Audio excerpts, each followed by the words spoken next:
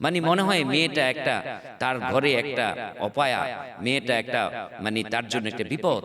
No, বিপদ নয়, বরঞ্চ এই মেয়ে যার ঘরে জন্মগ্রহণ করেছে তার জন্য জান্নাতে যাওয়ার উসিলা হয়ে যায়। কাঠটা নিজের দেহটা বাটির সাথে লুটিয়ে দিলেন এবং বললেন, বাবা আপনি স্বপ্নে দেখেছেন এই যে আমি মাথা পেতে দিলাম, আমাকে জবাই করে ফেলুন। সুবহানাল্লাহ, সুবহানাল্লাহ। বাবার প্রতি সন্তানের কত আনুগত্য এবং সন্তানের প্রতিও বাবার কত সিম্পথি। আসসালামু আলাইকুম ওয়া রাহমাতুল্লাহি ওয়া বারাকাতুহু। কোরআনুল কারীমে আল্লাহ সুবহানাহু ওয়া তাআলা আমাদেরকে মা বাবার সাথে সদাচরণ করতে বলেছেন। এই আলোচনা আমরা প্রতিনিয়ত কন্টিনিউ খুতবায়, মাহফিলে, বিভিন্ন জায়গায় শুনে থাকি, কিন্তু পরিতাপের বিষয় যে যেই মা বাবার প্রতি খিদমত আমরা করব, যাদের ঘরে মা বাবা আছেন, সেই মা বাবা কি তাদের হক, তাদের যে দায়িত্ব সন্তানের প্রতি ছিল, সেই হকটুকু আদায় করতে পেরেছি আমরা? আমরা যারা মা বাবা হয়েছি, আজকের আলোচনায় সেই দিকটি আমরা তুলে ধরার চেষ্টা করব ইনশাআল্লাহ। আমার ভাইয়েরা, মায়েরা, আমরা যারা মা বাবা হয়েছি, আমাদের প্রথম দায়িত্ব কি ছিল? আমাদের প্রথম দায়িত্ব ছিল সন্তান যখন ভূমিষ্ঠ হয়, ভূমিষ্ঠ হওয়ার আগেই আমাদের দায়িত্ব ছিল এই সন্তানের জন্য একটি ভালো মা সিলেক্ট করা। এখানে আমরা ব্যর্থ হয়েছি। ভালো মাকে নবী মুহাম্মদ সাল্লাল্লাহু আলাইহি সাল্লাম বলেছেন যে তোমরা যখন বিয়ে করবে তখন চারটা জিনিস দেখে করো। এটা তোমাদের সমাজের রীতি। সেটা কি? তোমরা যখন বিয়ে করো তখন দেখো মেয়েটা সুন্দরী কিনা, তার বংশ কেমন, তারপরে তোমরা দেখো সে দিনদার কিনা, তার বংশ বলি, তার অর্থ আছে কিনা, এগুলি দেখো। কিন্তু আমি নবী মুহাম্মদ সাল্লাল্লাহু আলাইহি সাল্লাম বলছি তোমরা একটা মেয়েকে তার দিনদারি দেখে বিবাহ করো। কাজী আমাদের উচিত হচ্ছে সন্তানের মা হব, বাবা হব, মায়েদেরকে যে মেয়ের বিবাহ হয় না তার উচিত হলো একটা দিনদার ছেলে চয়েস করা, এবং একজন পুরুষের উচিত হলো একটা দিনদার মেয়ে চয়েস করা। কারণ ভবিষ্যৎ প্রজন্ম এই দুজনের মিলনের মাধ্যমে আল্লাহ তাআলা দিবেন। এটা আমরা যারা করতে ব্যর্থ হয়েছি তারা এখানে আমরা ঠকে গিয়েছি। তারপরও যেভাবেই হোক আল্লাহ সুবহানাহু ওয়া তাআলা আমাদের স্বামী স্ত্রী হিসেবে কবুল করার পরে আমরা যখন আল্লাহর হুকুমে মা বাবা হলাম, প্রথম দায়িত্ব হচ্ছে সেই সন্তানের জন্য একটি সুন্দর নাম সিলেক্ট করা। সেই সন্তানের নাম সিলেক্ট করতে গিয়ে আমাদের কিছু মা বাবার দায়িত্ব আছে। সেই দায়িত্ব কি? প্রথম দায়িত্ব হলো সপ্তম দিনে তার জন্য আকিকার ব্যবস্থা করা, তার মাথা মুন্ডন করা, সেই চুলগুলি ওজন করে সৎকা করে দিতে হবে রূপার মূল্যে, এবং যেদিন প্রথম ভূমিষ্ঠ হলো সেদিনই কোলে নিয়ে তার কানের মধ্যে আজান এর শব্দগুলি ঢুকিয়ে দেওয়া। এভাবে করে প্রাথমিক অবস্থায় সেই কাজগুলি মুসলিম হিসাবে আমাদের প্রত্যেকটি বাবা মার দায়িত্ব হচ্ছে সন্তানের সাথে এই আচরণগুলি করা। এটা সন্তানের হক। সেই হকগুলি আপনি যদি মিলান, অনেকে আমরা ব্যর্থ হয়েছি, আজান দিতে পারিনি, তারপরে আমরা ব্যর্থ হয়েছি ভালো সুন্দর নাম রাখতে পারিনি, আকিকা দিতে পারিনি। যদি সামর্থ্য না থাকে তাহলে আল্লাহ মাফ করে দিবেন, কিন্তু সামর্থ্যবান প্রত্যেকটি বান্দা বান্দির জন্য, মা বাবার জন্য উচিত হলো তার আকিকা দেওয়া। যদি কোনো মা বাবা আকিকা না দিতে পারে, পরবর্তী সময় নিজের আকিকা নিজেও দেওয়া যায়, তবে সুন্নাহ হচ্ছে প্রত্যেকটা মা বাবার পক্ষ থেকে তার সন্তানের আকিকা দেওয়া। সেটাও আমরা হয়তো অনেকে ব্যর্থ হয়েছি, করতে পারি নাই। আমার মায়েরা, আমার বাবারা, সন্তান যখন বড় হচ্ছে আস্তে আস্তে, সেই সন্তান ছেলে হোক মেয়ে হোক, দুজনের মধ্যে কোনো দ্বিমুখী আচরণ করা যাবে না। ছেলের প্রতি যেরকম আচরণ করবেন, একটা মেয়ের প্রতি সেরকম আচরণ করতে হবে। ছেলে হলে এক মন মিষ্টি, আর মেয়ে হলে খবরই নেই। অনেকে জিজ্ঞেস করায় তোমার কি হয়েছে ভাই, আপনার কি হয়েছে? একটা মেয়ে হয়েছে। মানে মনে হয় মেয়েটা একটা তার ঘরে একটা অপায়া, মেয়েটা একটা মানে তার জন্য একটা বিপদ। নো, বিপদ নয়, বরঞ্চ এই মেয়ে যার ঘরে জন্মগ্রহণ করেছে তার জন্য জান্নাতে যাওয়ার উসিলা হয়ে যায়। এই জন্য ছেলে মেয়ে কখনো পার্থক্য করব না ইনশাআল্লাহ। এরপরে আসুন ছেলে মেয়েদের মতামত নিতে হবে। আমরা অনেক বাবা মা তাদের উপর মতামত চাপিয়ে দিই, এটা উচিত নয়। যখন ছেলে মেয়ে বড় হবে, বিশেষ করে 7 বছর, 8 বছর, 10 বছর বয়স হবে, তখন তাদের মতামত নিব। তাদেরকে যদি ইসলামী কোনো অনুশাসন মানাতে চাই, তাহলে তাদেরকে ওই শিক্ষা তাকে দিতে হবে যে আল্লাহর আইন তোমাকে মানতে হবে, তুমি বড় হয়েছো, আল্লাহর আইনের মধ্যে চলতে হবে। এরকম একটি ঘটনা আমার মনে পড়ে গেল যে এই পৃথিবীতে উজ্জ্বল একটা দৃষ্টান্ত রাখলেন একজন বাবা, একজন সন্তান। সেই বাবা এবং সন্তানের কথা সবাই জানি। বাবা হচ্ছেন ইব্রাহিম আলাইহিস সালাম, জাতির পিতা, এবং তার সন্তান যাকে ছোট্টকালে আল্লাহর হুকুমে সেই মরুভূমিতে রেখে দিয়েছিলেন, সেই ইসমাঈল আলাইহিস সালাম।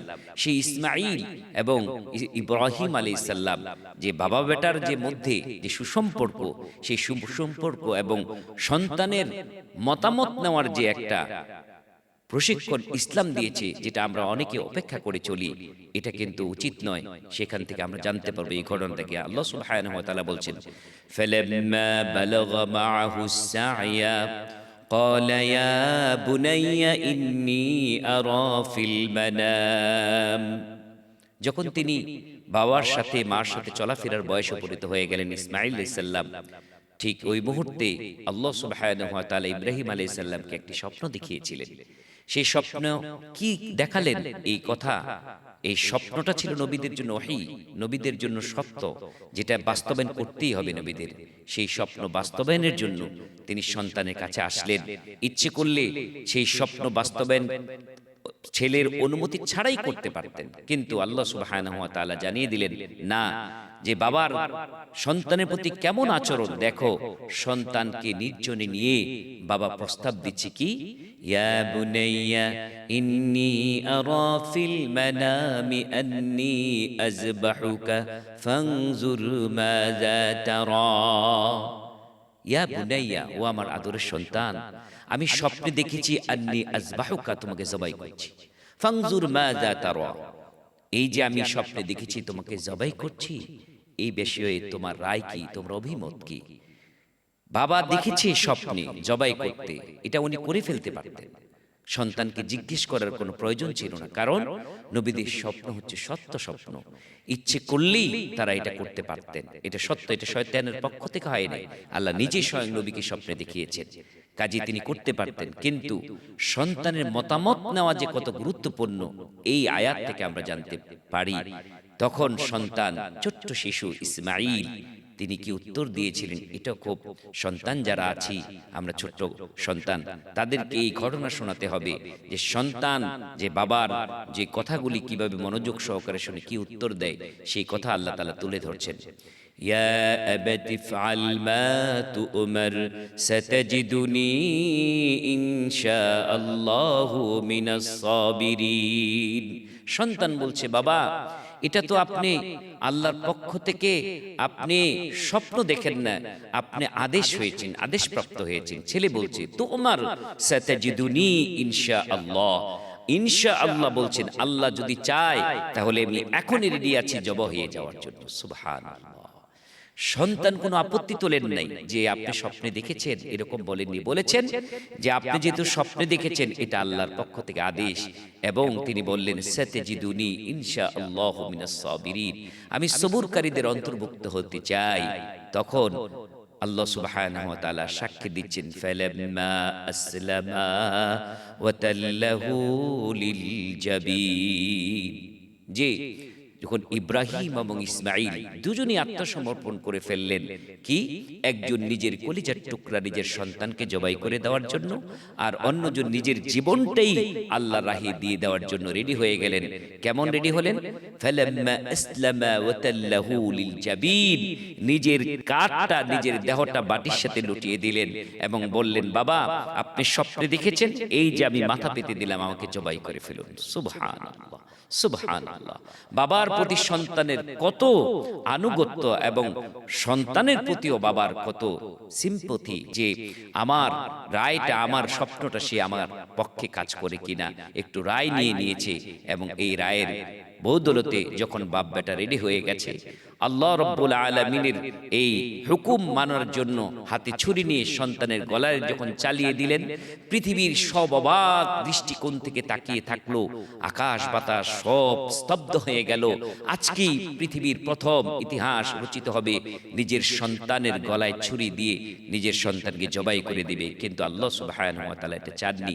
আল্লাহ চেয়েছেন বাবার প্রতি সন্তানের যে মহব্বত, ভালোবাসা, এটা বেশি না আল্লাহর আইনের প্রতি শ্রদ্ধা বেশি, আল্লাহর হুকুমের প্রতি, এবং বাবা মার যে উজ্জ্বল দৃষ্টান্ত রাখলেন, আল্লাহ সুবহানাহু ওয়া তাআলা পরে ডাকলেন, ইয়া ইব্রাহিম ونادينا إبراهيم قد صدقت الرؤيا إنا كذلك نجزي المحسنين ও ইব্রাহিম থামো তোমার জন্য সুসংবাদ হলো তোমার স্বপ্নটাকে আমি এমনি কবুল করে নিলাম সুবহানাল্লাহ কাজী তোমার জন্য সুসংবাদ হলো জান্নাতের থেকে একটা দুম্বা এনে এই দুম্বা জবাই করে দাও তোমার সন্তানকে আমি বাঁচিয়ে নিলাম আমার মায়েরা আমার বাবারা এই ঘটনা বলার উদ্দেশ্য হচ্ছে প্রত্যেকটা বাবা মাকে শিক্ষা নিতে হবে এইভাবে যে সন্তানের একটা হক আছে সন্তানের মতামত নেওয়ার প্রতি আমাদের একটা দায়িত্ব কর্তব্য যে সন্তান ছোট হোক বড় হোক মা বাবা যতদিন থাকে সন্তানের সাথে পরামর্শ করা সন্তানের সাথে একটা পরামর্শ করে কাজ করা এটা আমাদের প্রত্যেকটি মা বাবার দায়িত্ব অনেক সময় বৃদ্ধ পিতামাতার সাথে আমরা সদাচরণ করব